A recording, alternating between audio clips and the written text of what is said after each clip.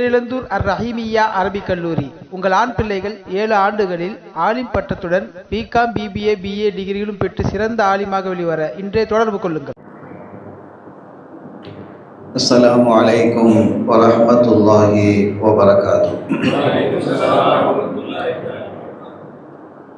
ஹம்தன் லிமன் ஹலக்கல் இன்சான் வஅல்லமஹுல் பயான் வஸ்ஸலாத்து வஸ்ஸலாமு அலா ரசூலில்லாஹ் وعلى آله حزب الله وأصحابه جند الله وبعد.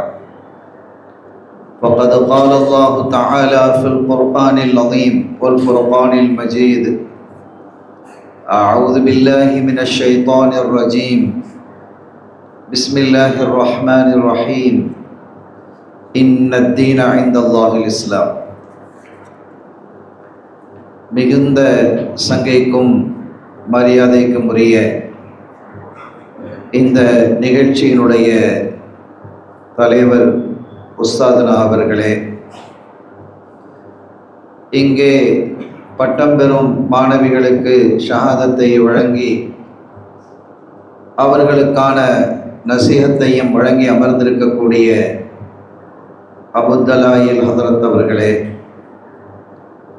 சங்கை மிகு உலமாக்களே, வருகை தந்திருக்கக்கூடிய பெருமக்களே, சகோதரர்களே, அருமை தாய்மார்களே, சகோதரிகளே, குறிப்பாக பட்டம் பெற்றிருக்கக்கூடிய மாணவிய செல்வங்களே, எல்லாம் வல்ல அல்லாஹுவின் பேரருளும் நபிகள் நாயகம் ஸல்லல்லாஹு அலைஹி வஸல்லம் அவர்களது நல்லாசியும் நம் அத்தனை பேர் மீதும் நிலவுமாக. அல்லாஹும் அவனது ரசூலும் எந்தெந்த காரியங்களை எடுத்து நடக்க வேண்டும் என்று நமக்கு கட்டளையிட்டுள்ளார்களோ அவை அனைத்தையும் எடுத்து நடக்கவும், எவைகளை தவிர்த்து நடக்க வேண்டும் என்று உத்தரவு பிறப்பித்துள்ளார்களோ அவை அனைத்தையும் தவிர்த்து நடக்கவும் ஆரம்பமாக எனக்கும் உங்களுக்கும் நான் வசியத்து செய்து கொள்கிறேன். அல்லாஹ் தௌஃபீக் செய்வானாக. ஆமீன். இந்த கொரட்டூர் மஸ்ஜிதை நூரில் நடைபெறக்கூடிய நமது இதயவேந்தர் ஹாத்தமுர் ரசூல் முஹம்மதுர் ரசூலுல்லாஹி ஸல்லல்லாஹு அலைஹி வஸல்லம் அவர்களின் 1500வது மீலாத் விழாவை முன்னிட்டு இங்கே நடைபெற்று கொண்டிருக்கக்கூடிய இந்த ஐம்பெரும் விழாவில் நானும் பங்கேற்று உரை நிகழ்த்துவதற்கான வாய்ப்பினை வழங்கிய வல்லவனாம் அல்லாஹ்விற்கு நெஞ்சம் நிறைந்த நன்றிகளை காணிக்கையாக்கி எனது வார்த்தைகளை தொடக்கம் செய்கிறேன். அல்ஹம்துலில்லாஹ் வஷ்ஷுக்ருலில்லாஹ். 1500 ஒரு ஆச்சரியமான நம்பர் தான் அது. இங்கே காலையில் ஹதரத் அவர்கள் சொன்னதாக குறிப்பிட்டார்கள், கண்மணி நாயகத்தினுடைய காலத்தில் வாழும் பாக்கியத்தை நாம் இழந்திருந்தாலும் இது போன்ற ஒரு மாபெரும் எண்ணில் அவர்களுடைய பிறந்த விழாவை கொண்டாடக்கூடிய ஒரு பாக்கியத்தை அல்லாஹ் நமக்கு தந்திருப்பது அது ஒரு தனி சிறப்பு தான். அருமையான பெருமக்களே, இந்த உலகத்தில் ஸல்லல்லாஹு அலைஹி வஸல்லம் அவர்கள் ஏற்படுத்திய மாற்றங்கள், சீர்திருத்தங்கள் என்று பார்த்தால் அது ஆச்சரியமானவை, வார்த்தைகளால் அளவிட முடியாதவை, நம்முடைய இதயங்களை எல்லாம் பிரட்டி போடக்கூடியவை, யாராலும் கற்பனை செய்து கூட பார்க்க முடியாத அத்தகைய சாதனைகளை இந்த உலகத்தில் நிகழ்த்தியவர்கள். ஒரு விஷயத்தை நீங்கள் பாருங்கள், என்னை போன்று நீங்கள் வாழுங்கள் என்று குறிப்பிடுகிறார்கள். உலகத்தில் 1000 தலைவர்கள் தோன்றியிருக்கிறார்கள், ஆன்மீக தலைவர்கள் தோன்றினார்கள், அரசியல் தலைவர்கள் தோன்றினார்கள், கல்வியினுடைய விற்பன்னர்கள் இந்த உலகத்திலே வாழ்ந்தார்கள், வாழுகிறார்கள். என்னை போல வாழுங்கள் என்று யாராவது சொல்ல முடியுமா என்ன? அது சாதாரண விஷயம் அல்ல. அது ஒரு பெரிய சவால். அது நம் இதயவே வேந்தர் ஸல்லல்லாஹு அலைஹி வஸல்லம் அவர்களுக்கு மாத்திரமே சொந்தமானது. அப்படி ஒரு அற்புதமான வார்த்தைக்கு சொந்தக்காரராகிய அவர்களுடைய உம்மத்தாக நாம் இருப்பதே மிகப்பெரிய பாக்கியம். அல்லாஹ்விற்கு நாம் மிகப்பெரிய நன்றியை செலுத்த வேண்டும். அல்ஹம்துலில்லாஹ். அவர்களை குறித்து உலமாக்கள் ஹஜ்ரத் அவர்களும் சொன்னார்கள், ரஹ்மத்துல் லில் ஆலமீன், உலகத்தினுடைய அருள் பிழம்பு, உலகத்தார்களினுடைய அருள் பிழம்பு என்றார்கள். அவர்களுடைய வரலாறுகளை நாம் படிக்கிறோம். நமக்கு எல்லாருக்கும் தெரியும், தாயிஃப் நகர வீதியிலே தாஹா நபி நடக்கையிலே என்று சிம்மக்குரலோன் நாவூர் ஹனீஃபா அவர்கள் பாடிய பாடலை தெரியாதவர்கள் யாரும் இருக்க முடியாது. அந்த வரலாறு நமக்கு புரியும். ஒரு சமயம் அது குறித்து தொடர் சொற்பொழிவிலே நான் பேச வேண்டிய நிலை ஏற்பட்டு அதற்கான ஒரு முத்தாலாவில் ஈடுபடும் பொழுது தாயிஃபிலே நடந்த அந்த நிகழ்வை அந்த அறிஞர் தன்னுடைய கிதாபுகளிலே பதிவு செய்கிறார். எப்படி தெரியுமா இருந்தது? கல்லால் அடித்தார்கள், சொல்லால் அடித்தார்கள் என்றெல்லாம் நாம் பேசி இருக்கிறோம். உலமாக்கள் அறிஞர்கள் பேசுவதற்கு கேட்டு இருக்கிறோம். ஆனால் அந்த அடித்த முறை எத்தகையது என்பதை அந்த அறிஞர் குறிப்பிடுகிறார். எப்படி அடித்தார்கள் தெரியுமா என்று ஒரு கவிஞர் இப்படியும் பாடினார், மலர்களின் மீது யாராவது கல்லெறிந்து நீங்கள் பார்த்திருக்கிறீர்களா? அது தாயிஃபில் நடந்தது. அற்புதமான வார்த்தைகள். நான் அந்த கிதாபில் படிக்கும் பொழுது அதுல எழுதியிருந்தது என்னது தெரியுமா? ஸல்லல்லாஹு அலைஹி வஸல்லம் அவர்கள் அந்த தாயிஃப் நகரத்தில் இருந்த 3 தலைவர்களிடத்தில் போறாங்க. தன்னுடைய விசாலத்தை எடுத்து சொல்லுகிறாங்க. அல்லாஹ்வின் தூதர்கள் சொன்னாங்க. அவர்கள் கிண்டல் பண்ணினார்கள். ஒருத்தர் மறுத்தாரு, மறுக்கவும் இல்லை, ஏற்கவும் இல்லை என்று சொன்னார். இப்படிலாம் பலது நடந்தது. ஸல்லல்லாஹு அலைஹி வஸல்லம் சொன்னாங்க, ஏற்பதும் ஏற்பாமல் இருப்பதும் உங்களினுடைய விருப்பு. ஆனால் நான் இங்கே வந்தேன், நாங்கள் ஏற்றுக்கொள்ளவில்லை என்ற தகவலை நீங்கள் மக்காவுக்கு தராதீர்கள் என்றார்கள். நான் இப்ப வந்திருக்கிறேன், ஸைத் இப்னு ஹாரிஸா ரலியல்லாஹு தஆலாவோட போறாங்க ஸல்லல்லாஹு அலைஹி வஸல்லம், அவருடைய வளர்ப்பு மகன். நான் இங்கே வந்த தகவலை நீங்க மக்காவுக்கு சொல்லக்கூடாது. நான் உங்களுக்கு சத்தியத்தை எடுத்துச் சொல்ல வந்திருக்கிறேன். உங்களை சொர்க்கவாதிகளாக ஆக்குவதற்கு வந்திருக்கிறேன். அதை ஏற்பது மறுப்பது என்பது உங்களுடைய பிரியத்தில் உள்ள. ஆனால் ஒரு வேண்டுகோள் உங்களிடத்தில் வைக்கிறேன், எந்த காரணத்தை கொண்டும் இந்த தகவலை நீங்க மக்காவிற்கு அனுப்பக்கூடாது என்று ஸல்லல்லாஹு அலைஹி வஸல்லம் கேட்கிறார். கொஞ்சம் யோசிச்சு பாருங்க. ஆனா அதுல என்ன விஷயம் தெரியுமா? அந்த தலைவர்களினுடைய மனைவிமார்களில் ஒரு மனைவி மக்காவை சார்ந்தவர். அந்த தகவலை உடனடியாக அங்கே அனுப்பப்பட்டது. ஸல்லல்லாஹு அலைஹி வஸல்லம் அவர்கள் திரும்பி வரும்பொழுது மக்காவிற்குள் நுழைவதற்கு தடை விதிக்கப்பட்டது. ரஹ்மத்துல் லில் ஆலமீன் என்பதற்கான அந்த கருத்தை அறிஞர்கள் அப்படி கொட்டுவார்கள். ஆச்சரியமாக இருக்கும். தான் பிறந்த மண்ணுக்குள்ளால் நுழைய முடியாமல் ஸல்லல்லாஹு அலைஹி வஸல்லம் அவர்கள் மக்காவுக்கு வெளியிலே இருக்கிறார்கள். ஆனால் நான் சொல்ல வந்த தகவல் அதல்ல. ரப்பல் ஆலமீன் அல்லாஹ் ஜல்ல ஷானஹு வ தஆலா அவர்கள் உங்களை ஏற்காவிட்டால் என்ன நாயகமே கவலைக்க, நீங்கள் கவலைப்பட வேண்டாம், நான் ஒரு குழுவை உங்களுக்கு அனுப்புகிறேன், அவர்கள் ஏற்பார்கள் என்று ஜின்களை அல்லாஹ் அனுப்பினார். ஒரு மாபெரும் ஜின் சமூகம் வந்து ஸல்லல்லாஹு அலைஹி வஸல்லம் அவர்களை ஈமான் கொண்டு கலிமா கொண்டு அவர்களை பின்பற்றுவதற்கான வாக்கை கொடுத்தார். இதெல்லாம் வரலாற்றில் இருக்கிறது. சொல்ல வந்த செய்தி என்ன தெரியுமா? அவர்கள் தாயிஃபை விட்டு வெளியேறுகிறார்கள். அப்படி தாயிஃபினுடைய தெருக்களிலே நடந்து அதை விட்டு வெளியே வரும் பொழுது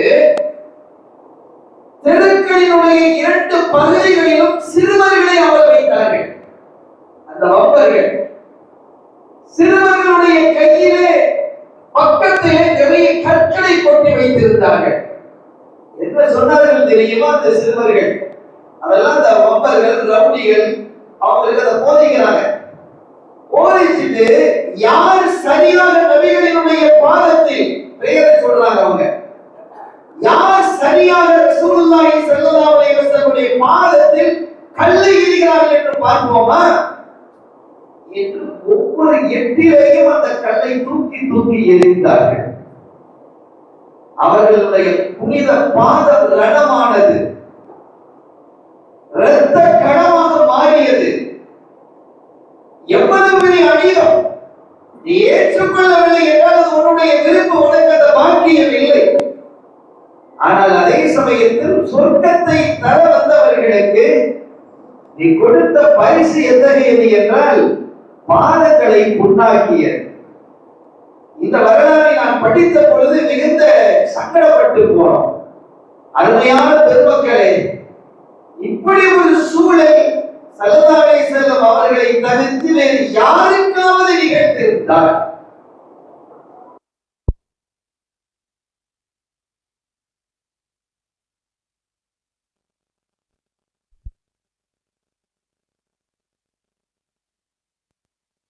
பேசுகிறது. நான் அந்த நபர்களினுடைய பெயர்களை சொல்லவில்லை, நமக்கு தெரியும்.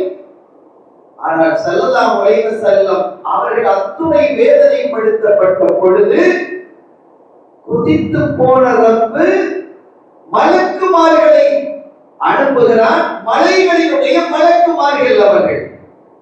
நாயகமே, எங்களுக்கு உத்தரவிடுங்கள். அல்லாஹ் உங்களிடத்தில் உத்தரவு கேட்க சொன்னான். இந்த இரண்டு பக்கத்திலும் இருக்கக்கூடிய மலைகளை கொண்டு இந்த மக்களை நசுக்கி விடுகிறோம், அதற்கு அனுமதி தாருங்கள் என்றார். அந்த இடத்துல நாம இருந்தா என்ன இருக்கும்? சக்கையா புளிஞ்சு எடுத்திருக்கோம் நம்ம சொல்லுவோம். அப்படி சொல்லி இருந்தால் அது நியாயமானது, நியாயமானது தான். அது அவர்களுக்கு தர வேண்டிய தண்டனை தான், அது அவர்களுக்கு உரியது தான். ஆனால் ஸல்லல்லாஹு அலைஹி வஸல்லம் அவர்கள் சொன்ன வார்த்தை, ரப்பே, அவர்கள் என்னை நபி என்று ஒழுங்காக முறையாக அறிந்திருந்தால் இப்படி அவர்கள் செய்திருக்க மாட்டார்கள். கௌமுன் லா யஅரிஃபூன், அவர்கள் அறியாததினால் செய்யக்கூடிய ஒரு செயல் இது. அவர்களை மன்னித்து விடு, இவர்கள் இல்லை என்றால் இவர்களுடைய சந்ததிகள் என்னை ஏற்கும். என்ன கருணை என்பதை நீங்கள் எண்ணி பாருங்கள். இப்படி எத்தனை இடங்கள் பதிலுக்கலாம். இந்த பதில் களத்திலே வலீதினுடைய தலைமையில் குறைஷிகளுடைய படைகள் முகாமிட்டு இருக்கிறது. இஸ்லாமியத்தை அழிப்பதற்கு, முஸ்லிம்களை ஒழிப்பதற்கு, இஸ்லாம் என்ற இந்த ஒரு பெயர் இந்த மண்ணிலே இருக்கக்கூடாது என்பதற்காக மாபெரும் படை, வலிமையான ஆயுதங்களோடு, ஆட்களோடு, நல்ல உஜபல பராக்கிரமசாலிகளோடு, நல்ல வாகனங்களோடு எதிர்த்து வந்திருக்கக்கூடிய அந்த நிலையில் அவர்கள் செய்த ஒரு பிழை என்ன தெரியுமா? அவங்க செஞ்ச ஒரு பிழை என்ன தெரியுமா? தண்ணி கொண்டு வரல, குடிக்கிறதுக்கு தண்ணி இல்லை அவங்களுக்கு. தண்ணீர் துறைகளை எல்லாம் முஸ்லிம்கள் எடுத்துக்கொண்டார்கள். சாபிகளுடைய கையில இருக்கு. அவங்க முந்தியே வந்துட்டாங்க, முந்தியே வந்து விட்டார்கள். தண்ணீர் துறைகளை எல்லாம் அவர்கள் கைப்பற்றி வைத்திருக்கிறார்கள். அப்படி கைப்பற்றி வைத்திருக்கும் பொழுது இவர்களுக்கு தண்ணீர் இல்லாமல் போனது, தவித்து போனார்கள். தண்ணி இல்லாம சண்டை போட முடியுமா? தாகத்தோடு சண்டை போட முடியுமா? தவித்து தலைவனிடம் போய் பேசினார்கள். தலைவா, எங்களுக்கு தண்ணீர் வேண்டும், யுத்தக்களம் காணாமலே நாங்கள் செத்து போய்விடுமோ என்று அஞ்சுகிறோம் என்றார்கள். குறைஷிகள் பேசினாங்க வலிந்திடத்திலே, யுத்த களத்திற்கு போகாமலேயே நாங்கள் செத்து போய் விடுவோமோ, யுத்தமே தேவையில்லையோ, இத்துடைய ஆயத்தத்தோடு வந்த நம்மிடம் தண்ணீரினுடைய ஆயத்தம் இல்லாமல் போனதே, அதை நாம் சிந்திக்காமல் விட்டு விட்டோமே, எங்களுக்கு தண்ணீர் வேண்டும் என்று கேட்ட பொழுது, துடித்த பொழுது, தாகத்தில் நின்ற பொழுது வலீது சொன்ன வார்த்தை என்ன தெரியுமா? குறைஷிகளே, தண்ணீர் பெறுவதற்கான ஒரு வழி இருக்கிறது, ஒரு வழி இருக்கிறது. ஆனால் அந்த வழியை நான் சொன்னால் என்னை வலிந்து திட்டக்கூடாது, நீங்கள் என்னை ஏசக்கூடாது, என்னை சபிக்க கூடாது, என்னை கிண்டல் பண்ணக்கூடாது. தலைவரே, எங்களுக்கு தேவை தண்ணீர், அதற்காக நாங்கள் எதையும் செய்வோம். தண்ணீர் இல்லை என்றால் நாங்கள் செத்து போவோம், அது உறுதி. சண்டையிட முடியாத நிலை எங்களுக்கு ஏற்பட்டுவிடும். இதுல பெரிய வேடிக்கை என்ன தெரியுமா? அந்த பதில் காலத்துல எல்லா சாமிகளும் தண்ணீர் இருந்தும் தண்ணீரை குடிக்காமல் நோன்பு வைத்திருந்த நேரம் அது.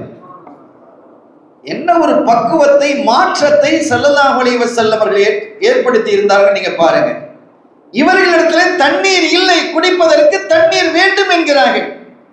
தோழர்களிடத்தில் தண்ணீர் இருக்கிறது, நோன்பு வைத்துக் கொண்டு அவர்கள் தண்ணீரை அருந்தாமல் இருக்கிறார்கள். எவ்வளவு பெரிய ஆச்சரியம் அது! ரமலான் 17 தான் இது நடந்தது.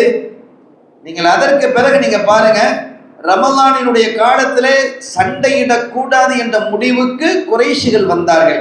ஏன் தெரியுமா? அவர்கள் நோன்பு வைத்திருப்பார்கள், தண்ணீர் அருந்தாமல், உணவு அருந்தாமல். அவர்கள் சண்டையிடுவதாக இருந்தால் அது சாப்பிட்டு தண்ணீர் அருந்தி, அந்த நிலையிலே சாப்பிட்டு தண்ணீர் அருந்திய நிலையில் அவர்கள் சண்டையிட்டால் எத்தகைய வலிமை இருக்குமோ அதை விட பன்மடங்கு நோன்பு வைத்திருக்கும் போது இருக்கிறது என்பதை உணர்ந்தார்கள். அதனால அதுக்கு பிறகு நீங்க பாருங்க, எந்த ரமதான் காலத்திலையும் சண்டை நடந்திருக்கு. அவர்கள் அதற்கு பிறகு நடத்தின சண்டை எல்லாம். இப்ப தண்ணீர் தேவை என்று வரும் பொழுது வழி இது சொன்னார். ஒரு வழிதான் இருக்கு, அதை சொல்லுங்க, எதுவா இருந்தாலும் நாங்க செய்யறோம். திட்டக்கூடாது, திட்டுறது அவங்கள வாழ்த்துவோம், நாங்க உங்களை போற்றுவோம், தலைக்கு மேல் வைத்து கொண்டாடுவோம். தண்ணீருக்கு இந்த பாலை மண்ணிலே தண்ணீர் கிடைக்கிறது என்றால் அது பெரிய விஷயம் இல்லையா? வழி சொல்லுங்கள். முஹம்மது ஸல்லல்லாஹு அலைஹி வஸல்லம் அவர்களை அணுகி தண்ணீர் கேளுங்கள். உலகத்தில் எங்கேயாவது இது நடக்குமா? இல்லை. யாரை அழிக்க வந்திருக்கிறோமோ, யார் கொண்டு வந்திருக்கக்கூடிய கொள்கையை இந்த உலகத்தில் இருந்து, இந்த மண்ணில் இருந்து அகற்ற வேண்டும் என்று இந்த மாபெரும் படையை திரட்டி வந்திருக்கிறோமோ, அவர்களிடத்திலே போய் நாங்கள் செத்து போவோம், நீங்கள் தண்ணீர் தரவில்லை என்றால் தாருங்கள் என்று கேட்க சொன்னால் இது ஆச்சரியம் இல்லையா? பைத்தியமா பிடித்திருக்கிறது உமக்கு தலைவா? நான் சொன்னேனே, தண்ணீர் வேண்டும் என்றால் அங்கே போங்கள். உங்களுக்கு தண்ணீரை கொண்டு உயிர் வாழ முடியும் என்றால் அது அவர்களால் தான் முடியும் என்று சொன்ன போது வேறு வழி இல்லாமல் அவர்களில் ஒரு குழு இங்கே சஹாபிகளிடத்தில் வருகிறது. ரசூலுல்லாவை பார்க்க வேண்டும் என்று கேட்கிறார்கள். ஸல்லல்லாஹு அலைஹி வஸல்லம் அனுமதிக்கிறார்கள். என்ன என்று கேட்டார்கள். எங்களுக்கு தண்ணீர் வேண்டும். ஸல்லல்லாஹு அலைஹி வஸல்லம் எளிமையா சொன்னாங்க, அவர்களுக்கு தண்ணீரை கொடுங்கள், தண்ணீரை கொடுங்கள். அவர்களுடைய வீரம், அவர்களுடைய வலிமை என்ன என்பதை யுத்தக்களத்திலே நாம் பார்க்கலாம். தண்ணீரை எங்கும் தடை செய்யாதீர்கள் என்றார்கள் ஸல்லல்லாஹு அலைஹி வஸல்லம். யாருக்கும் தடை செய்யாதீர்கள் என்றார்கள். கர்நாடகாவில் இருந்து தமிழ்நாட்டுக்கு தண்ணீர் தரமாட்டேன் என்கிறார்.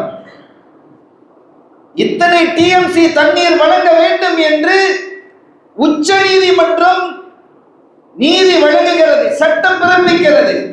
ஆனாலும் வருகிறதா அந்த தண்ணீர்? இங்கே கடலிலே போய் விழுந்தாலும் பரவாயில்லை, கருணையோடு இந்த மண்ணுக்கு அனுப்ப மாட்டேன் என்று பேசுகிற பேச்சை நாம் பார்க்கிறோமா இல்லையா? இவ்வளவுக்கும் ஒரே நாடு, ஜனநாயக நாடு, சண்டை நாடுன்னு சொல்லக்கூடிய பாகிஸ்தானா இது? அதுவும் இல்லையே. ஒரே நாட்டுக்குள்ளே ஒரே அரசு மேலும் கீழும் இருக்கக்கூடிய காலகட்டத்திலும் தர முடியாது என்று சொல்லக்கூடிய இந்த நேரத்தில் தன்னை அழிக்க வந்தவர்களுக்கும் தண்ணீரை கொடு என்று சொன்னவர்கள் தாக ரசூல் ஸல்லல்லாஹு அலைஹி வஸல்லம். அவர்களுக்கான இந்த 1500வது விழாவை நடத்துவது நம் மீது தார்மீக கடமையா இல்லையா? கண்ணியத்திற்குரிய பெருமக்களே, சுமாமத் இப்னு உஸால் யமாமாவினுடைய பேரரசர் தன்னுடைய பகுதியில், தன்னுடைய மண்ணில், தன் ஆளும் பகுதியிலே முஸ்லிம்கள், முஸ்லிம் என்று ஒருவர் இருந்தால் அவரை முடக்குங்கள் என்றார். அது ஒரு வகையான கேடி அரசாக ஒரு காலகட்டத்தில் இருந்தது, புரியும் என்று நினைக்கிறேன். அப்படி ஒரு கேடி அரசாக அது இருந்தது. முஸ்லிம்கள் எங்கிருந்தாலும் அவர்களை முடக்குங்கள் என்றார். மாட்டு அரசியல் என்று நடப்பது போன்று அந்த மாதிரி மட்டமான ஒரு அரசியலை இஸ்லாமிய பேர் தாங்கினது யாரா இருந்தாலும் அடினா. அப்படி அடிக்கப்பட்டவர்கள், சிதைக்கப்பட்டவர்கள், பொருளாதாரத்தை உடைக்கப்பட்டவர்கள் அங்கே இருந்தாங்க. மதீனாவிலே வாழக்கூடிய முஸ்லிம்கள் எல்லாம் சுமாமா என்றால் கொதித்தார்கள். ஒரு கட்டத்திலே சுமாமா அவர் இதுக்கு போறார், மக்காவிற்கு உம்ராவுக்காக போகிறார். அந்த காலத்துல எல்லாரும் உம்ரா செய்வாங்க, எல்லாரும் ஹஜ் செய்வாங்க. உம்ராங்கிறது முஸ்லிம்களுக்கு மாத்திரமில்லை, முஸ்லிம் அல்லாதவர்கள் உம்ரா செஞ்சாங்க. குறைஷிகள் உம்ரா செய்வார்கள், ஹஜ் செய்வார்கள். அந்த உம்ரா ஹஜ்ஜினுடைய அமைப்புலாம் வேற விதமா இருக்கும். அங்கே இருக்கக்கூடிய காபாவை சுற்றி இருக்கக்கூடிய சிலைகளுக்கு அபிஷேகம் செய்யக்கூடியதாகவும் இருக்கும். சரி, அது போகட்டும். அது போன்ற உம்ராவை செய்வதற்காக வந்த போது ஒரு கட்டத்திலே பலவிதமான ரிவாயத்துக்கள் இருக்கிறது. மொத்தத்தில் அவர் கைதாகிறார். சந்தேகத்தின் பேரில் யாரை கைது செய்துகிறோம்? ஏன்னா மதீனாவை நோக்கி எதிர்கணைகள் எப்போதும் வரலாம் என்ற நிலையிலே நம் இதயவேந்தர் ஸல்லல்லாஹு அலைஹி வஸல்லம் அவர்கள் மிகுந்த பாதுகாப்பை ஏற்படுத்தினார்கள். அந்த மண்ணிலே பாதுகாப்பை ஏற்படுத்தினார். அந்த பாதுகாவலர்கள் தான், அந்த செக்யூரிட்டிஸ் தான் இவர்களை கைது செய்து கொண்டு வந்து ஒரு இரவிலே மஸ்ஜிது நபவியினுடைய தூணிலே கட்டி வைத்தார்கள். காலையிலே ஸல்லல்லாஹு அலைஹி வஸல்லம் ஃபஜ்ர் தொழுகைக்காக, சுபஹ் தொழுகைக்காக வர்றாங்க. தொழுகை முடிச்சுட்டு போய் பார்க்கறாங்க. இவர் யாருன்னு கேட்கிறாங்க. தெரியல நாயகமே, சந்தேகத்தின் பேரில் நாங்கள் இவரை இங்கே கட்டி வைத்தோம். இவருடைய நடை உடை வித்தியாசமாக இருந்தது. அவங்க சொன்னாங்க, இவர் யாரும் இல்லை, யமாமாவின் தலைவர் சுமாமா, சுமாமத்து பின் உஸ்ஸார். அரண்டு போனவங்க சஹாபிகள். தெரிஞ்சிருந்தா அப்பவே போட்டு தள்ளி இருக்கோமே. ஏன்னா அவ்வளவு பெரிய அட்டகாசத்தை நிகழ்த்தியவர். கைஃப அன்தயா சுமாமா. சல்லல்லாஹு கேட்கிறாங்க, சுமாமா நீங்க எப்படி இருக்கிறீங்க அப்படின்னு கேட்கிறாங்க. கைதி இடத்துல கேட்கிறாங்க. ஒரு கைதி இடத்துல நீ எப்படி இருக்கிறீங்கன்னு சொல்லி அந்த நாட்டினுடைய பிரதமர் கேட்பாரா? ஜனாதிபதி கேட்பாரா? முதலமைச்சர் கேட்பாரா? வட்ட மாவட்டம் கேட்குமா? அருமையான பெருமக்களே, வேண்டுமானா மாவட்டம் வைப்பாங்க. கேட்பார்களா? ஸல்லல்லாஹு கேட்கிறாங்க. இதை விட ஒரு பெரிய வேடிக்கை, ஆச்சரியமான ஒரு நிகழ்வு என்ன தெரியுமா? அதே பத்ர் களத்தில் ஒற்றராக இருந்த ஒரு குறைஷி ஒற்றரை, ஸ்பை ஒற்றர் கைது செய்யப்பட்டாங்க. ரெண்டு பக்கத்திலையும் ஒற்றர்கள் இருப்பாங்க. அவர்களுடைய எண்ணிக்கை என்ன? ஏன்னா அன்னைக்கெல்லாம் மேன் பவர் தான். இன்னைக்கு விமானத்துல, கப்பல்ல, பீரங்கி, துப்பாக்கி, நீர்மூழ்கி கப்பல் எத்தனை இருக்குதுன்னு ஒரு லிஸ்ட் போடுறாங்கல்ல. அந்த காலத்தில் மேன் பவர் எத்தனை வீரர்கள் வந்திருக்கிறாங்கிறது தெரிகிறது தான் அந்த எதிரிகளை கணக்கிட முடியும். ஏன்னா அதுதான் வலிமையாக இருந்தது. அவர்கள் எத்தனை பேர் வந்திருக்கிறார்கள் என்பதை தெரிந்து கொள்வதற்காக அங்கிருந்து உளவாளியும் இங்கிருந்து உளவாளி அங்கே போவாங்க. இதெல்லாம் மார்க்க அனுமதிக்கக்கூடிய விஷயம். ஏன்னா அவருடைய எதிரிகளினுடைய வலிமை என்னங்கிறது தெரிஞ்சுக்கிடும். எதிர் தரப்பிலே இருந்து இங்கே வந்த ஒரு உளவாளி ஒற்றரை சஹாபிகள் கைது செய்யறாங்க. ரெண்டு தட்டுறாங்க, தட்டுனாங்க, அடிச்சாங்க. எத்தனை பேர் நீங்க இருக்கிறீங்க? எங்களை அடிக்கிறதுக்கு நீங்க வந்திருக்கீங்க, அவ்வளவு பேர் தூண்டு வந்திருக்கிறீங்க. எங்க மக்களை வேற நீங்க முஸ்லிம்களை ஏற்றுக்கொண்டதற்காக மண்ணின் மைந்தர்களை வேற துரத்தி விட்டீங்க. எத்தனை பேர் வந்திருக்கிறீர்கள்? ஒற்றர்களாக இருக்கக்கூடிய உளவாளிகள் மன ரீதியாக வலிமைப்படுத்தப்பட்டவர்களாக இருப்பாங்க. அவங்களுக்குன்னு அன்ற காலத்திலேயே உளவியல் ரீதியாக தனி போதனைகள் வழங்கப்படும். அதிலே அவர்களுடைய இதயம் எல்லாம் வலிமையாக இருக்கும். எந்த தண்டனைக்கும் எந்த அச்சுறுத்தலுக்கும் சீக்கிரமா அவங்க பணிய மாட்டாங்க. இன்னைக்கு நீங்க நிறைய பார்க்கலாம். அதற்கான பிரிட்டிஷர்கள் செய்த இந்த அட்டூழியங்கள்லாம் நிறைய இருக்குது, கதைகள். கண்ணியத்திற்குரியவர்களே தட்டுறாங்க. ஆனா அவர் வாயிலிருந்து வர மாட்டேங்குது. எத்தனை பேர் வந்திருக்கிறான்னு சொல்ல மாட்டாரு. சத்தம் கேட்டு கூடாரத்திலிருந்து ஸல்லல்லாஹு அலைஹி வஸல்லம் வெளியில வர்றாங்க. என்ன சத்தம் அப்படின்னு கேட்கிறாங்க. இல்லை நாயகமே, ஒரு உளவாளி எங்கிட்டம் சிக்கினார், லேசாக தட்டினோம். எத்தனை பேர் நீங்க வந்திருக்கிறீங்கன்னு கேட்டோம். சொல்லல. அவரை விடுங்க, நான் பார்த்துக்கிறேன்னா அவரை விடப்பட்டது. ஸல்லல்லாஹு அலைஹி வஸல்லம் நெருங்கி வந்து தோளிலே கையை போடுறாங்க. உலகத்தில் ஒரு கைதியினுடைய தோளில் கையை போட்டு அக்கல்தான் சாப்பிட்டியான்னு கேட்கிறாங்க ஸல்லல்லாஹு அலைஹி வஸல்லம். என்ன ஒரு ரஹ்மத் இது, என்ன ஒரு அருள். அவருக்கும் சேர்த்துத்தானே ஸல்லல்லாஹு அலைஹி வஸல்லம் ரஹ்மத் இல்லையா? அவருக்குமாகத்தானே ரஹ்மத் லில் ஆலமீன் என்று தானே சொல்லுகிறார். சாப்பிட்டியா அப்படின்னு கேட்கிறாங்க. அடித்தால் எவ்வளவு அதிர்ந்து போவானோ, உதைத்தால் எவ்வளவு அதிர்ந்து போவானோ, அச்சுறுத்தினால் ஒரு மனிதன் எவ்வளவு அதிர்ந்து போவானோ, அதையெல்லாம் தாண்டிய ஒரு அதிர்வு தோளிலே கையை போட்டு சாப்பிட்டியா என்று கேட்ட போது ஏற்பட்டது. அவர் அரண்டு போனார். நாம எங்க வந்திருக்கிறோம், நம்ம தோல்ல கையை போட்டு சாப்பிட்டியான்னு இந்த லீடர் கேட்கிறாங்களே, என்ன ஆச்சரியம் அது. ஃபபிமா ரஹ்மத்தின் மினல்லாஹி லின்தலா, அல்லாஹ் சொல்றான், நாயகமே கருணையே உருவாக நீங்கள் இருக்கிறீர்கள், கருணையே உருவாக நீங்கள் இருக்கிறீர்கள் நாயகமே. வலவ் குன்த ஃபல்லன் கலீதல் கல்பி லன்ஃபது மின் ஹவ்லிக், நீங்கள் ஒரு கடின சித்தம் படைத்தவராக இருப்பீர்களேயானால் உங்களோடு இருப்பவர்கள், உங்களை சூழ இருப்பவர்கள் உங்களை விட்டு அகன்று விடுவார்கள். ஸல்லல்லாஹு அலைஹி வஸல்லம் அவர்கள் காலத்துல அவர்கள்கிட்ட வந்த யாரும் அவங்களை விட்டு போக முடியாது. அப்படி ஒரு அரவணைப்பு. இந்த பாடல்ல பாடின மாதிரி தாயினுடைய அரவணைப்பை விட தயவான ஒரு அரவணைப்பு தாஹா நபியினுடைய அரவணைப்பு. ஒரு கைதிக்கே உளவாளிக்கே இத்தகைய அரவணைப்பு என்றால் இந்த உம்மத்தை எப்படி அரவணைப்பார்கள்? இமாம் பூசிரி ரஹ்மஹுல்லாஹ் அவர்கள் சொல்வது போன்று சிங்கம் தன்னுடைய குட்டிகளை எப்படி தன்னுடைய கூண்டுக்குள்ளால் குகைக்குள்ளால் பாதுகாக்குமோ அது போன்று ஸல்லல்லாஹு அலைஹி வஸல்லம் இந்த உம்மத்தை பாதுகாக்கிறார். நிறைய சான்றுகள் உண்டு. கையை போட்டு சாப்பிட்டாயா என்று கேட்ட பொழுது அரண்டு போன அவன், சாப்பிட்டேன், மகுடிக்கு கட்டுப்பட்ட பாம்பை போன்று சாப்பிட்டேன் என்றான். என்ன சாப்பிட்டாய்? அங்க பொதுவா ரொட்டி தான் அவங்க சாப்பிடுவாங்க, அதை கேட்கறது இல்லை. நம்ம வீடுகள்லாம் நம்ம சோறு சாப்பிடுவோம். இன்னைக்கு சாப்பிட்டீங்களா? ஆமா. என்ன? இன்னைக்கு வெஜிடபிள் அப்படிதான் சொல்லுமே தவிர சோறுங்கிறத நம்ம சொல்ல மாட்டோம். இன்னைக்கு இறைச்சி, இன்னைக்கு கோழி, சிக்கன் அப்படிதானே நம்ம பேசுவோம். அது போன்ற அரபிகளிடத்தில் இது. ஆமாம், இன்று நீ என்ன சாப்பிட்டாய் என்று கேட்ட பொழுது ஒட்டக இறைச்சி சாப்பிட்டோம். ஓ, இன்னைக்கு எல்லாருக்கும் ஒட்டக இறைச்சி தானா நீங்க? ஆமா. எத்தனை ஒட்டகம் அறுத்தீங்க? 10 ஒட்டகங்கள் அறுத்தோம். சரி, நீங்க போகலாம்.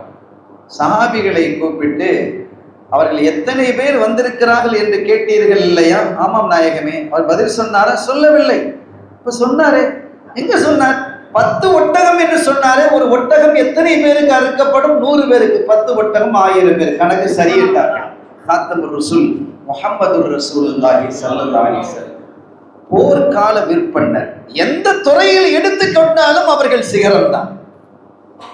கண்ணியத்திற்குரிய பெருமக்களே, அப்படி ஒரு அரவணைத்து இந்த தகவலை அவரிடம் பெற்று ஒரு சின்ன அதட்டல் கூட இல்லாமல், உருட்டல் கூட இல்லாமல், லேசான தட்டல் கூட இல்லாமல் தகவல்களை பெறக்கூடிய மகத்தான ஆற்றல் இந்த உலகத்தில் வள்ளலம் கண்மணி முஹம்மதுர் ரசூலுல்லாஹி ஸல்லல்லாஹு அலைஹி வஸல்லம் அவர்களை தவிர வேறு யாரிடத்திலும் இல்லை. உங்களுக்கு தெரியும் தானே, ஹிஜ்ரி 8ஆம் ஆண்டு மக்காவை கைப்பற்றுவதற்கு, தான் பிறந்த மண்ணை கைப்பற்றுவதற்கு மதீனா ஷரீஃபிலிருந்து மக்கத்தல் முக்கர்ரமாவை நோக்கி 10,000 வீரர்களோட வர்றாங்க. 13 ஆண்டு காலம் மக்காவிலே தன்னுடைய நுபுவத்தை, ரிசாலத்தை எடுத்து சொல்லிய பொழுதும் 500 மெம்பரை எட்டாத ரசூல் ஸல்லல்லாஹு அலைஹி வஸல்லம் அவர்கள் 8ஆம் ஆண்டில் அங்கு சென்று 8வது ஆண்டில் 10,000 பேரோடு உள்ளே வருகிறார்கள். மக்காவை கைப்பற்ற வர்றாங்க. ஒரு அறிவிப்பு ஒன்று செஞ்சாங்க. அது அந்த நீண்ட வரலாறு. நான் சரியான நேரத்துக்கு இன்ஷா அல்லாஹ் நான் முடிக்கணும். காலையிலிருந்து உட்கார்ந்து இருக்கிறீங்க. எனக்கான நேரமும் எனக்கு சொல்லப்பட்டிருக்கிறது. இன்ஷா அல்லாஹ் நான் முடிந்தவரை அந்த நேரத்தில் முடிப்பதற்கு முயற்சிப்பேன்.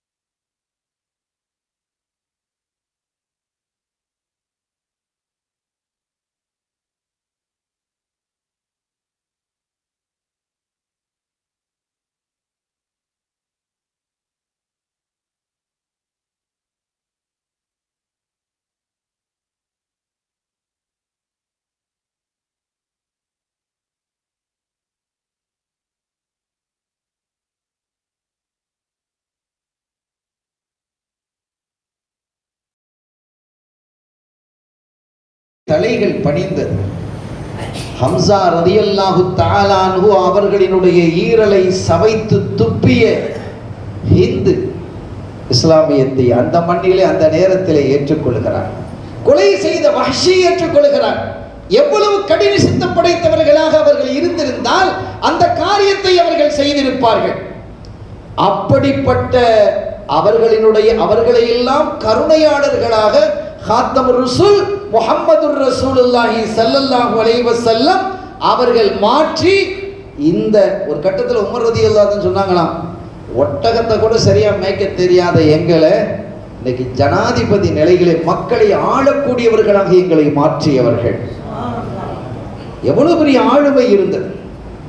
ஒரு கட்டத்தில் இன்றைய ஈரான், இன்றைய ஈராக், ஜோர்டானாக இருக்கட்டும், யமனாக இருக்கட்டும், லிபியாவாக இருக்கட்டும், சிரியாவாக இருக்கட்டும், ஈஜிப்டாக இருக்கட்டும், சவுதியாக இருக்கட்டும், கத்தாராக இருக்கட்டும், எல்லாமே ஒரே தலைமைக்கு கீழ் இருந்ததா இல்லையா? ஏன் அந்த தலைமையை நாம் இழந்தோம்? இன்று எத்தனை நாடுகளாக அது துண்டாடப்பட்டு போயிருக்கிறது. ஒரு தலைமையின் கீழ் கொண்டு வரக்கூடிய அளவிற்கு ஸல்லல்லாஹு அலைஹி வஸல்லம் அவர்களினுடைய அந்த போதனையும் அந்த நடைமுறையும் இருந்தது. அழகான வழிமுறைகளை அவர்கள் செம்மைப்படுத்தினார்கள். ஒரு தகவலை நான் இங்கே சொல்லுவேன். இந்த இந்தியா நம்முடைய நாடு, இந்த நாட்டை ஒட்டி இருக்கக்கூடிய பாகிஸ்தான், பங்களாதேஷ் அந்த பகுதிகள் எல்லாம் சிந்து பிரதேசமாக இருந்த பொழுது அங்கே ஒரு இளைஞர் உள்ளே வருகிறான். ஏன்னா அந்த காலத்துல இங்க இருந்து அட்டகாசம் பண்ணிட்டு இருந்தான். பக்கத்தில் இருக்கக்கூடிய முக்ரான் பகுதி, ஆப்கான் பகுதி இஸ்லாமியத்தில் இருக்கிறது. அங்கே அட்டகாசங்கள் செய்து கொண்டிருக்கிறார்கள். இவர்கள் எல்லாம் வந்து அங்கே முஸ்லிம்களுக்கு இது பெரிய வரலாறு. ஆகவே முஹம்மது இப்னு காசிம் என்ற இளைஞனினுடைய கையிலே பொறுப்பை கொடுத்து தளபதியாக உள்ளே நுழைகிறார். அப்படி உள்ளே நுழைந்து இந்த மண்ணிலே வந்த பொழுது முஸ்லிம்கள் அப்படிப்பட்டவர்கள், இப்படிப்பட்டவர்கள், மோசமானவர்கள், பெண்கள் விஷயத்தில் அப்படி இப்படி என்றெல்லாம் நிறைய செய்திகளை பரத்தி வச்சிருந்தான். அந்த மண்ணுக்குள்ளால் நுழைந்த முஹம்மது இப்னு காசிமும் அவனுடைய அந்த படையும் எந்த பெண்ணையும் ஏறெடுத்து பார்க்காத நிலையை கண்டு ஆச்சரியப்பட்டு போனார்கள். தன் சொந்த நாட்டினுடைய படையே எங்கள் ஊருக்குள்ளே நுழைந்தால் எவ்வளவு பெரிய சிதைவை ஏற்படுத்தும் என்பது எல்லாருக்கும் தெரியும். ஏன் நமக்கு தெரியாதா? இந்திய ராணுவம் காஷ்மீரிலே செய்து கொண்டிருக்கக்கூடிய அட்டூழியம் நமக்கு புரியாதா? எத்தனை அட்டகாசங்கள் இங்கே நடந்து கொண்டிருக்கிறது என்பது நமக்கு தெரியாதா? என்ன அநியாயங்கள்! அந்த மாநிலத்தினுடைய அந்தஸ்தை பறித்தது. அஸ்ஸாம் முஸ்லிம்கள் அடுத்து காஷ்மீரை அடுத்து வாழக்கூடிய முஸ்லிம்கள் அதிகம் வாழக்கூடிய மண்ணாக இருக்கக்கூடிய அஸ்ஸாமை சிதைத்தது. இன்று எஸ்ஐஆர் மூலமாக இந்த நாட்டிலே வாழக்கூடிய முஸ்லிம்களினுடைய எண்ணிக்கையை எப்படியாவது குறைத்து அவர்களுக்கு இதான் நோக்கம். அது எல்லாருக்கும் தெரியும், நமக்கும் தெரியும், நம்ம அல்லாதவர்களுக்கும் தெரியும், எல்லாருக்கும் தெரியும். அதனுடைய நோக்கம் என்னன்னு. அருமையான பெருமக்களே, இந்த நிலையில் தன் நாட்டுக்குள்ளேயே ஒரு ராணுவம் ஒரு பகுதியிலிருந்து இன்னொரு பகுதிக்கு செல்வதாக இருந்தால் எத்தனை சஞ்சலத்தையும் சிதைவையும் ஏற்படுத்தும் என்பதற்கு நிறைய வரலாறுகள் உண்டு. ஒரு துளி அசம்பாவிதம் கூட ஏற்படுத்தாமல் முஸ்லிம்கள் நடந்து கொண்டதை பார்த்து அதிர்ந்து போனார்கள் சிந்து மக்கள். என்ன ஆச்சரியம் அப்பா இது! என்ன இது? இவங்கெல்லாம் யாரு? ஏறெடுத்தே பார்க்கறது இல்லை. நம்முடைய கடைகள் எல்லாம் அப்படியே இருக்கு, போட்டுட்டு ஓடுனாங்க. படை வருகிறது கடையெல்லாம் போட்டு வந்தாங்க. ஒரு துரும்பை கூட அந்த கடைகளில் இருந்து இவர்கள் திருடவில்லை, அப்புறப்படுத்தவில்லை, கொள்ளை பொருளாக கூட எடுத்துக்கொள்ளவில்லை. இது என்ன ஆச்சரியம்! இதுதான் இஸ்லாமா? இதைத்தான் ரசூலுல்லாஹி ஸல்லல்லாஹு அலைஹி வஸல்லம் அவர்கள் சொன்னார்களா என்று வலிய வந்து இஸ்லாமியத்தை ஏற்றுக்கொண்டவர்கள் தான் இந்த மண்ணில் அதிகம் வாழுகிறார்கள். அதனால்தான் முந்தைய காலங்களில் பத்திரிகைகளை எழுதும் போது இஸ்லாம் ஆனோர்னு எழுதுவாங்க. நீங்க பார்த்திருப்பீங்க.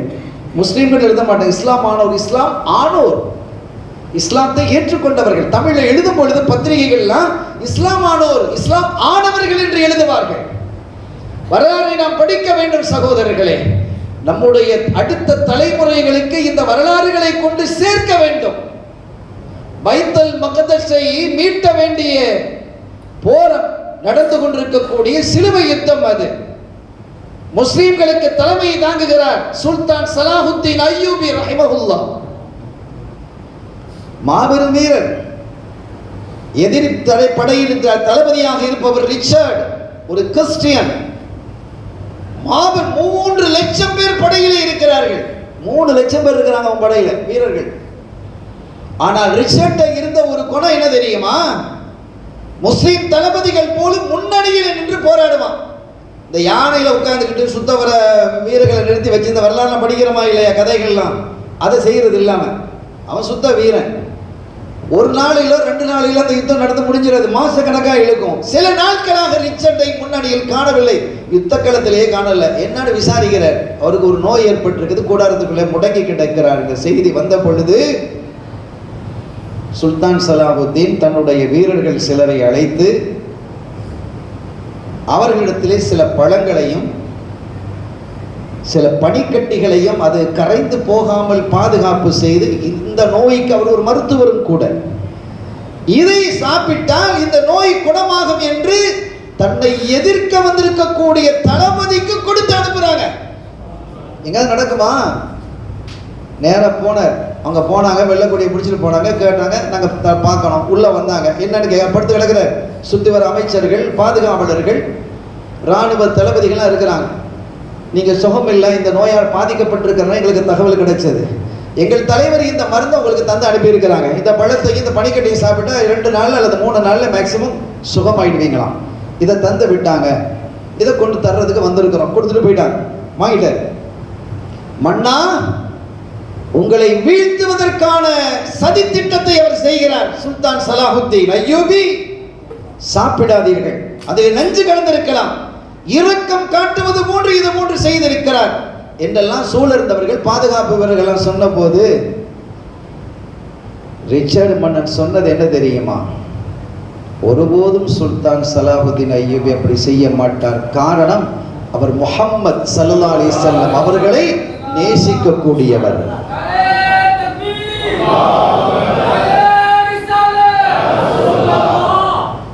அருமையானவர்களே, அவர் ஸல்லல்லாஹு அலைஹி வஸல்லம் அவர்களை நேசிக்கக்கூடியவர்.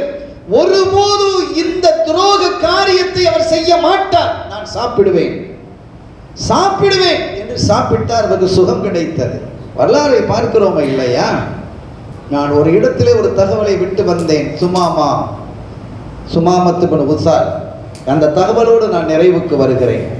கண்ணியத்திற்குரியவர்களே, இந்த சுமாமத்து பின் உசால் அவர்களை பார்த்து ஸல்லல்லாஹு அலைஹி வஸல்லம் கேட்கிறாங்க, கைஃபயா அந்த சுமாமா, எப்படி இருக்கிறீங்கன்னு கேட்குறாங்க.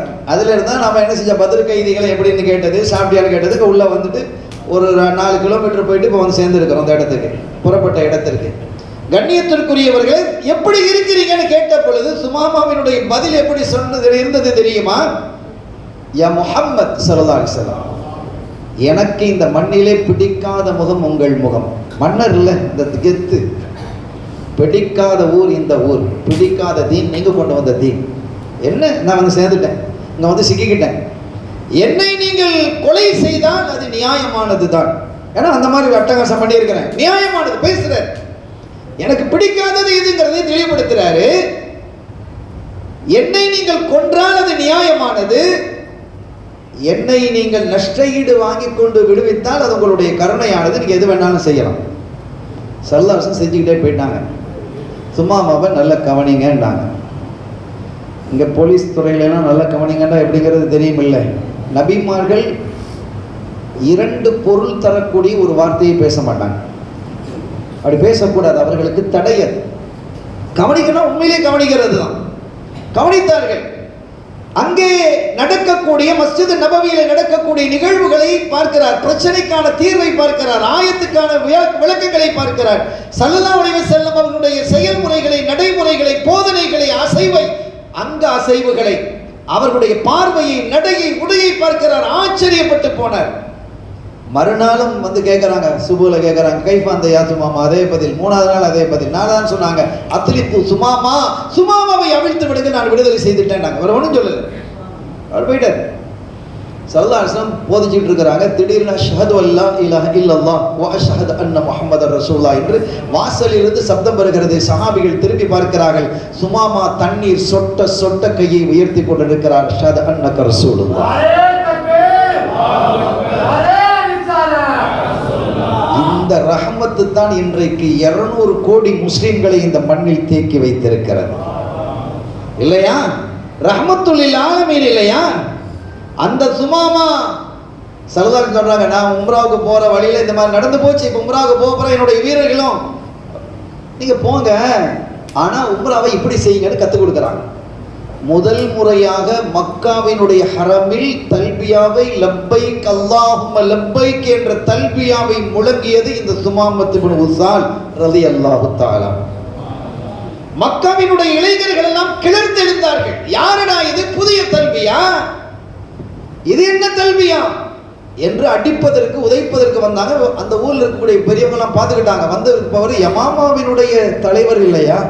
டேய் வம்பு காக்காதீங்கடா, அங்கிருந்து தான் நமக்கு உணவுப் பொருட்கள்லாம் வருது, மக்கால உணவுப் பொருட்கள் இல்லை இல்லையா? அல்லாஹ் சொல்றான் அங்க அந்த வரலாற்றில், இப்ராஹிம் அலைஹிஸ்ஸலாமுடைய வரலாற்றில், எந்த பயிர் பச்சையும் இல்லாத இடத்துல விட்டுட்டு போறீங்களேன்னு இப்ராஹிம் அலைஹிஸ்ஸலாம் உங்க மனைவி கேட்க இல்லையா? பிள்ளையை விட்டுட்டு போனாங்களே. ஆனா அங்க எல்லா உணவுகளும் கிடைக்கும்.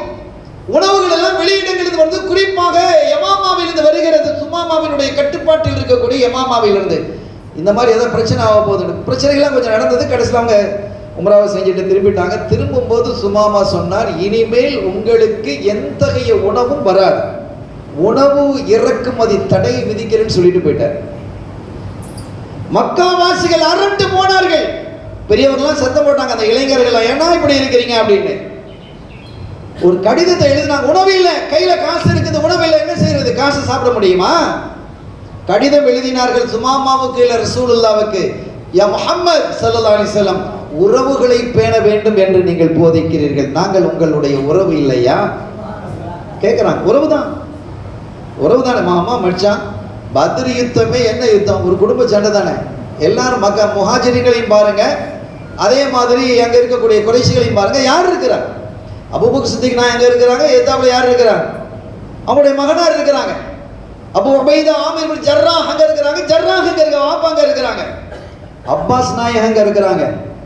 ஏன் ஸல்லல்லாஹு அலைஹி வஸல்லம் அவர்களுடைய மூத்த மகளார் ஸைனப் நாயகர் ரலியல்லாஹு தஆலா அன்ஹா அவர்களை மனம் முடித்த அவர்கள் ஸல்லல்லாஹு அலைஹி வஸல்லம் மருமகனார் இந்த பக்கத்துல இருக்கிறாங்க. அதெல்லாம் பின்னால மாறி வந்தாங்க, அது வேற விஷயம். ஆக ஒரு குடும்ப சண்டையாகத்தான் அது இருந்தது. இப்போது அவங்க எழுதுறாங்க, நாங்கள் உங்களுடைய உறவு இல்லையா, இரத்த பந்தத்தை நீங்கள் அனுசரிக்க வேண்டும், ஆதரிக்க வேண்டும் என்று நீங்கள் சொல்லவில்லையா? உணவில்லாமல் நாங்கள் கஷ்டப்படுகிறோம். இப்போ நம்ம எப்படி பதில் எழுதணும்? எங்களை ஊரை விட்டு விரட்டினீங்க, எங்கள் பெண்களை அட்டகாசம் பண்ணீங்க, எங்களுடைய பொருள்களை என்ன செஞ்சீங்க, கொள்ளையடிச்சிங்க, ஈமான் கொண்டதற்காக அவர்களை அநியாயம் பண்ணீங்க, அவர்களுடைய நெஞ்சில் கல்லை தூக்கி வச்சிங்க, நெருப்பில் போட்டு எடுத்தீங்க, அபிசீனியாவுக்கு தடுத்து விட்டீங்க, எவ்வளவு சொல்லலாமே.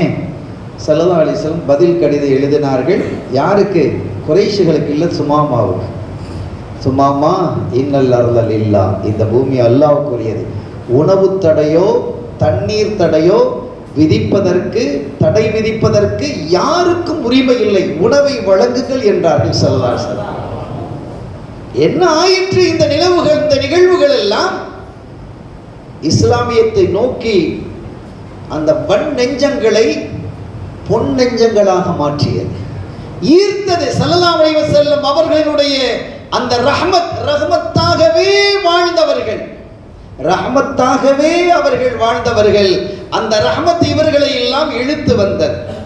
கண்ணியத்திற்குரிய பெருமக்களே, அப்படி எல்லா காலத்திலேயும் தன்னுடைய உம்மத்தை நினைத்தே வாழ்ந்து, தன்னுடைய உம்மத்துன்னு சொன்னால் நம்ம மட்டும் சொல்லலை, இந்த உலகத்தில் வாழ்கிற 800 கோடி பேர் இப்போ வாழக்கூடியவங்களையும் தான், எல்லாருக்கும் தான் அவங்க வழிகாட்டிய ரஹமத்தாக இருந்தாங்க. அவருடைய வாழ்வினுடைய வையக வாழ்வினுடைய இறுதி பகுதியிலே ஸல்லல்லாஹு அலைஹி வஸல்லம் அவர்களை சந்திக்கிறதுக்கு மலக்குல் மௌத் வர்றாங்க. வந்தவொடனே யார் சொல்லலாம், நீங்கள் வர்றீங்களா அல்லது இருக்கிறீங்களா, உங்கள்கிட்ட உத்தரவு கேட்க சொன்னா அல்லாஹ் அப்படின்னு கேட்குறான். அவன் சொன்னாங்க, அல்லாஹ் உங்களை சந்திக்கிறதுக்கு விருப்பப்படுறான். அல்லாஹ் என்ன சந்திக்க விருப்பப்படும் போது நான் அவனை சந்திக்க விருப்பப்பட மாட்டேன்னா, நானும் எனக்கு ஆசை இருக்குது, ஜிப்ரீலை எதிர்பார்த்திருக்கிறேன். ஜிப்ரீலை எதிர்பார்த்திருக்கிறேன். என் உம்மத்து குறித்த ஒரு விஷயத்தை அல்லாஹ்விடம் கேட்க சொன்னேன். அந்த நிலையில் இந்த உம்மத்தையே அவர்கள் என்ன செய்தார்கள், கவனத்திலே கொண்டார்கள் என்பதை நாம் பார்க்க முடிகிறது. இப்படி ஒரு அருளாகவே வாழ்ந்தவர்கள், அந்த அருளாக வாழ்ந்த வாழ்க்கை தான் இந்த காலத்திலும் மாபெரும் புரட்சியாக. இன்னைக்கு எத்துணை ஒடுக்குமுறைகள் நமக்கு இருக்கு. இந்த நாட்டில் மட்டும் இல்லை, நீங்க எந்த நாட்டுக்கு நீங்க போனாலும் கூட அந்த நாடுகள் எல்லாம் இஸ்லாம் போவியா என்பது தலை தூக்கி விரித்தாடுகிறது. இஸ்லாத்தினுடைய இந்த வளர்ச்சி இன்னைக்கு எல்லா நிலையிலும் இன்னைக்கு நேரம் வச்சுக்கிட்டு இருக்கிறோம். கடந்த 11 ஆண்டு காலங்களில் இந்த இந்தியாவினுடைய வட பகுதிகளிலே, வடநாடுகளிலே முஸ்லிம்களுடைய எண்ணிக்கை சதவிகிதம் மிக அதிகமாக அதிகரித்திருக்கிறது. அது தெரியுமா? ஊடகங்கள் பேசாது, அரசுகள் அதை சொல்ல விடாது, அப்படித்தான் இருக்கிறது. அந்த மோடி மஸ்தானினுடைய அந்த மகிழ்ச்சிக்கும் அச்சுறுத்தலுக்கும் பயந்து ஊடகங்கள் ஒடுங்கி போயிருக்கிறது. நீதியையும் நேர்மையையும் தவறவிட்டு இருக்கிறது. நீதிமன்றங்களும் கூட நீதியை சொல்வதற்கு அஞ்சுகிறது. ஆனாலும் இந்த அடக்குமுறை ஒடுக்குமுறைக்கு மத்தியிலே, பள்ளிவாசல்கள் தகர்க்கப்பட்ட நிலையிலே, பல மதரசாக்கள் அகற்றப்பட்ட நிலையிலே, மாட்டிறைச்சி வியாபாரிகள், மாட்டிறைச்சியை சாப்பிட்டவன், மாட்டை வளர்த்தவன் முஸ்லிம்களாக இருக்கும் பட்சத்தில் கொல்லப்பட்ட நிலையில் முஸ்லிம்களினுடைய விகிதாச்சாரம் வடநாடுகளிலே அதிகரித்திருக்கக்கூடிய அல்லாஹ்வினுடைய வல்லமை ஆச்சரியத்தை ஏற்படுத்துகிறது. இதெல்லாம் சேர்ந்துதான் SIR-ஆக உருவாகி இருக்கிறது. ஆனால் ஒன்றை நினைத்துக் கொள்ளுங்கள், ஒருபோதும் இந்த லாலிம்கள், அநீதக்காரர்கள் வெற்றி பெற முடியாது. சாய்ந்தே ஆக வேண்டும். அவர்களுடைய சாம்ராஜ்யம் சரிவதற்கான நாள் வெகு தூரத்தில் இல்லை என்பதை கூறிக்கொண்டு, கண்மணி நாயகம் ஸல்லல்லாஹு அலைஹி வஸல்லம் அவர்கள் நமக்கு கற்றுத் தந்த அந்த வலிமை, அந்த வல்லமை, அந்த ஆற்றல், அந்த ஒற்றுமை, இது நம்மிடத்தில் இருக்குமே. ஆனால் எல்லா காலத்திலும் நாம் தான் உயர்ந்தவர்களாக இருப்போம், உன்னதமானவர்களாக இருப்போம். நம்மை வெற்றி கொள்வதற்கு வேறு யாராலும் முடியாது என்பதை கூறிக்கொண்டு, எல்லாம் வல்ல ரப்பல் ஆலமீன் அல்லாஹ் ஜல்ல ஷானஹு வ தஆலா நம் இதயங்களில் நம் ஹாத்தம் ரசூல் முஹம்மது ரசூலுல்லாஹி ஸல்லல்லாஹு அலைஹி வஸல்லம் அவருடைய பேரன்பை நிறைவாக தர வேண்டும். அவர்களுடைய ஆஷிகீன்களாக நம்மையும் நம்முடைய சந்ததிகளையும் அல்லாஹ் மாற்றி அருள வேண்டும். அதிலே உறுதியாக நிற்கக்கூடியவர்களாக நம்மை ஆக்கி அருள் பாலிப்பானாக. இந்த மஜ்லிஸை கபூல் செய்வானாக. இந்த மஜ்லிஸிலே பட்டம் வாங்கிய பிள்ளைகளை சாலிகத்துகளாக, இந்த தீனுடைய ஹாதிமத்துகளாக அல்லாஹ் ஆக்கி வைப்பானாக. நம் பிள்ளைகளை அல்லாஹ் நமக்கு கண்குளிர்ச்சியாகவும், நம்முடைய எண்ணங்களை பிரதிபலிக்கக்கூடிய செல்வங்களாகவும் வீரர்களாகவும் அல்லாஹ் அவர்களை ஆக்கி வைத்து, இந்த மண்ணிலே முஸ்லிம்கள் எழுச்சியோடும் வீரத்தோடும் விழிப்புணர்வோடும் திகழ்வதற்கு வல்ல அல்லாஹ் அருள் பாலிப்பானாக. இந்த மஜ்லிஸை அல்லாஹ் பொருந்திக் கொண்டு இதற்காக துணை நின்ற அத்துணை பேருக்கும் அல்லாஹ் தஆலா பேரருள் பாலிப்பானாக. நம் பவப்பிள்ளைகளை மன்னித்து அருள்வானாக, குறைகளை மறைத்து அருள்வானாக. ஆகிரத்திலும் இந்த துனியாவிலும் வாக்கி மிக்கவர்களாக நம்மையும் நம்மை சார்ந்தவர்களையும் நம் சந்ததிகளையும் ஆக்கி அருள் பாலிப்பானாக. பிஹக்கி ஹபீபிஹி ஸல்லல்லாஹு அலைஹி வஸல்லம். எல்லாம் வல்ல அல்லாஹ்வின் அருளையும் ஸல்லல்லாஹு அலைஹி வஸல்லம் அவர்கள் ஷஃபாஅத்தையும் பெறுவோமாக. வாய்ப்பளித்தமைக்கு நன்றி. وآخر دعوانا الحمد لله رب العالمين والسلام عليكم ورحمة الله وبركاته.